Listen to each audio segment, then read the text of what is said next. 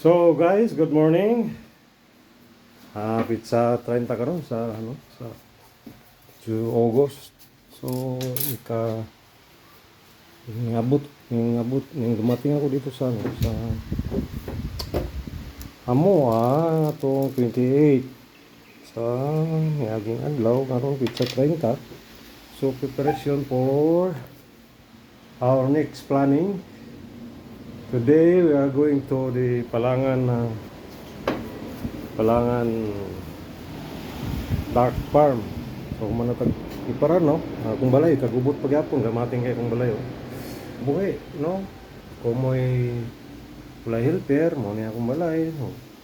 Kagubot lamang kay tungod Paning katiman kung anak high school nag-eskwela sa Itska. So mo pa ni Mayo, simple lang kayo. Ang laba pa ko, gikan ko ng laba. Ako nang labas ko mga gamit. Mga blingon, katiman, mapagi kay katiman tao. So na akong nakaalagang itoy. Tambalibot ang garden wala pa gani magkuan mong mulak. O matrimi. So ugaw jud ayo. Mapagi kuan na mo.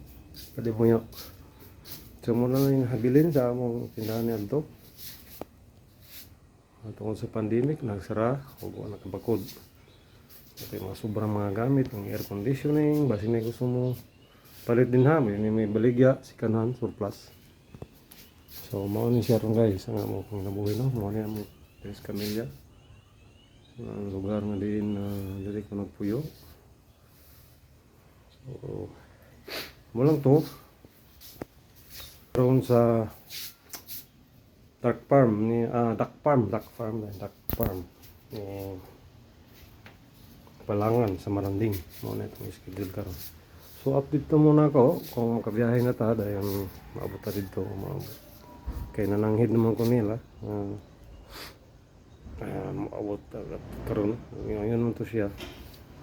So base no magkita ng ilang lugar makabidyo ta dayon atong tanaw ng yan yun dyan niya pag buhi pila ka buok ng yung itik sa mga itag informasyon tungod sa atong plano sana siya sa atong plano atong next nga panginabuhi no tungod na lagi nga mo retire na to sa pagbarko ato nang biyaan ng kinabuhing marino sumusod ta sa kinabuhing farmers.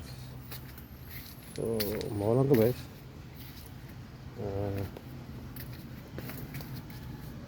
Ito po kamutan nga maka-update po ninyo sa nga mga ano sa akong adventure sa kinabuhi.